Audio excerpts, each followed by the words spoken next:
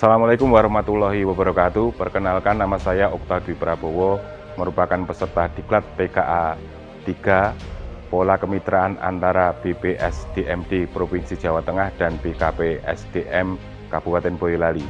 Pada kesempatan ini saya ingin memaparkan laboratorium aksi kepemimpinan dengan judul Zero Slum Model, sebuah sistem penanganan kumuh sesuai dengan karakter Kabupaten Boyolali.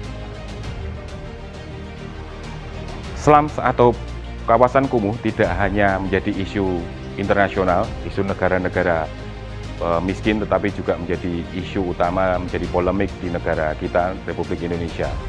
Dan sesuai dengan tupoksi kami di bidang pengembangan kawasan permukiman, beberapa diskusi dengan teman-teman bidang, ada beberapa isu strategis, diantaranya adalah sebagai berikut.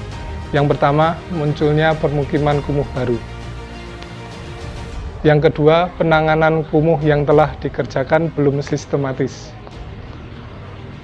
Yang ketiga, program Kotaku telah selesai pada tahun 2023.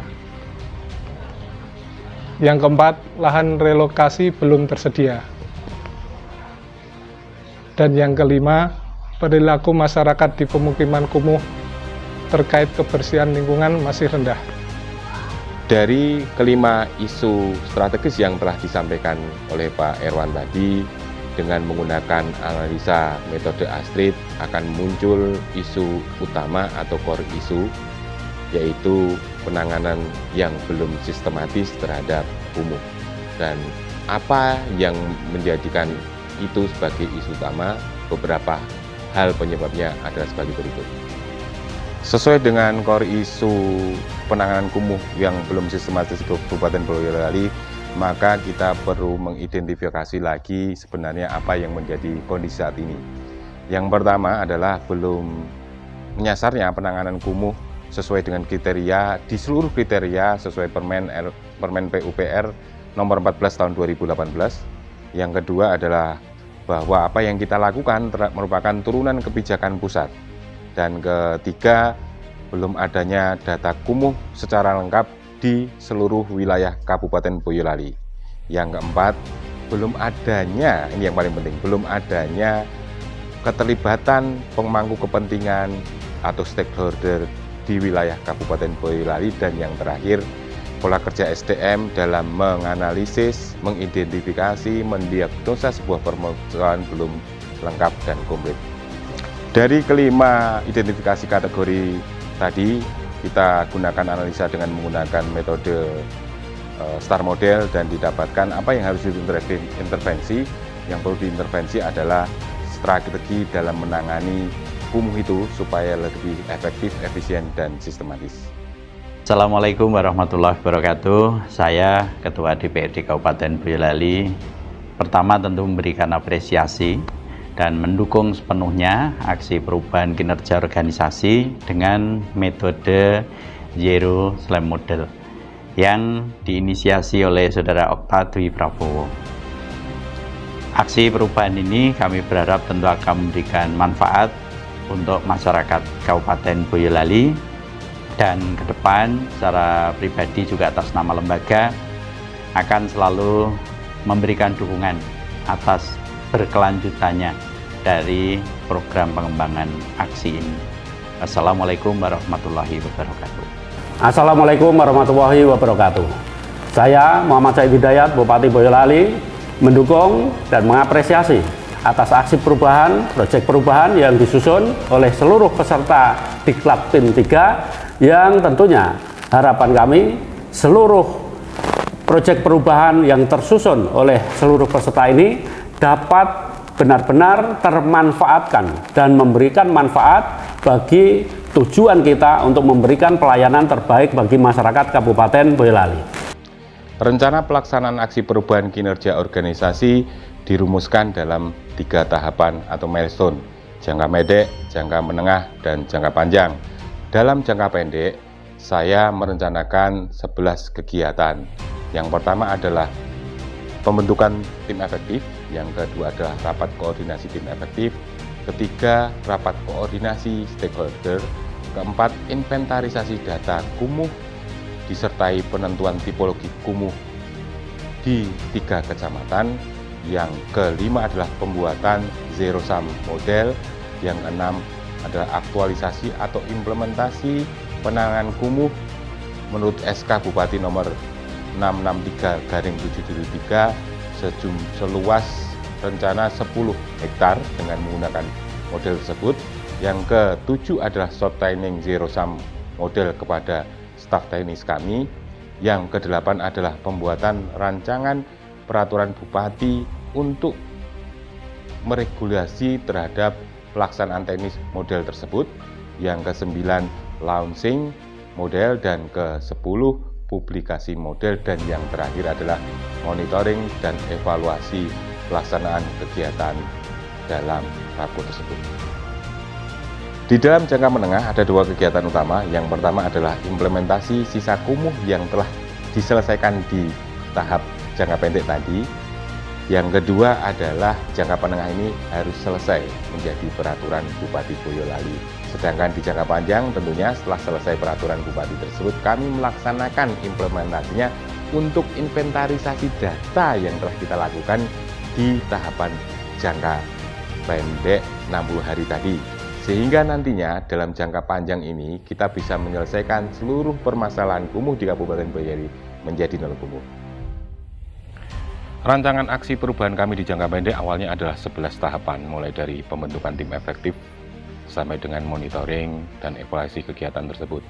Namun dalam perkembangannya berubah menjadi dari 11 kegiatan menjadi 14 kegiatan. Pembuatan buku model itu sendiri, jadi awalnya kami membuat sebuah model kerangka berpikir dan berkembang menjadi perwujudan sebuah buku yang akan diaplikasikan nantinya dalam penanganan kumuh itu sendiri. Dan alhamdulillah dengan selesainya pembuatan buku itu, kami berupaya dibantu oleh teman-teman rekan berupaya untuk mendapatkan hak kekayaan intelektual terhadap apa yang telah kami buat. Dan buku ini secara ilmiah dinilai oleh para akademisi juga bisa digunakan atau diupload sebagai sebuah jurnal, sebuah karya ilmiah yang tentunya tidak hanya sebagai karya ilmiah saja, namun buku ini dipraktekkan langsung di lapangan bagaimana kita menangani sebuah kasus kawasan kumuh dengan matematis dan bekerja sama secara kolaboratif. Inovasi Zero Slum Model ini merupakan inspirasi dari Profesor Galbraith yang menemukan STAR Model sebagai penyelesaian masalah di sebuah organisasi, dan saya tertantang untuk membuat sebuah karya inovasi model untuk bisa menyelesaikan masalah kumuh khususnya di Kabupaten Boyolali. Zero Slum Model bisa kami baca secara singkat bahwa apa yang menjadi pemikirannya, bagaimana berpikir efisien efektivitas untuk adanya satu pola penanganan kawasan kumuh yang tentu saja sebagai efek dampaknya pasti efisiensi terkait dengan pekerjaan, efisiensi terkait dengan anggaran, itu sebagai dampak atas aksi perubahan ini. Tentu saja terkait dengan itu saya mendukung dan juga mengapresiasi. Semoga dengan penyelesaian-penyelesaian yang menggunakan pola ini akan memberikan percepatan di dalam penyelesaian atas permasalahan kawasan kumuh di Kabupaten Boyolali. Hal yang lebih menarik adalah ketika tahapan kegiatan implementasi penanganan kumuh yang awalnya target kami adalah 10 hektar berkembang menjadi 16,95 hektar. Di dalam implementasi pula ada kriteria ketujuh, yaitu proteksi kebakaran. Kami dibantu oleh tim damkar, yaitu pembentukan redkar, di mana tim tersebut mengajari masyarakat ataupun perwakilan masyarakat untuk dapat melaksanakan proteksi mandiri kebakaran. Tahapan selanjutnya adalah bagaimana kita lakukan sebuah replikasi, dan pada tanggal 31 Juli kami replikasikan kegiatan kami ini, buku kami ini kepada seluruh peserta yang hadir di dalam wadah Subo Sukowono Sraten di Karanganyar, di mana seluruh dinas perumahan dan permukiman di Solo dan sekitarnya hadir. Kegiatan launching buku ini dilakukan bersama-sama oleh beliau Bapak Bupati Boyolali, Bapak Muhammad Said Hidayat SH, pada acara Safari Integritas di Pendopo Gede, Kabupaten Boyolali pada tanggal 25 Juli tahun 2024. Kegiatan publikasi terhadap produk inovasi ini kami lakukan melalui media online, media cetak, dan website. Kegiatan yang terakhir adalah monitoring dan evaluasi, di mana kegiatan tersebut merupakan kegiatan dari akhir tahapan jangka pendek, merupakan sebuah kesimpulan dari apa yang pernah kami lakukan dan mereview apa yang kita kerjakan pada tahapan itu, dan ke depan pada tahapan jangka menengah dan jangka panjang apa yang menjadi kekurangan dapat kita perbaiki, sehingga yang menjadi target kami penanganan kumuh di jangka menengah yang menyelesaikan kumuh SK Kumuh Bupati Boyolali tahun 2020 dapat terlaksana, dan pada saat kegiatan jangka panjang penyelesaian terhadap data-data inventarisasi baru yang kami lakukan sebelumnya itu bisa juga dapat terselesaikan, tidak menunggu waktu yang sangat lama. Dibikinin rumah sendiri walaupun itu 10 tahun, tapi alhamdulillah daripada dulu itu tempat saya itu gimana ya, cuman katanya mau digusur sampai bingung saya mau kemana, besok tuanya mau kemana, sampai ngontrak pindah-pindah. Itu karena dulu di rumah yang lama itu sesek, satu rumah buat 4 kakak,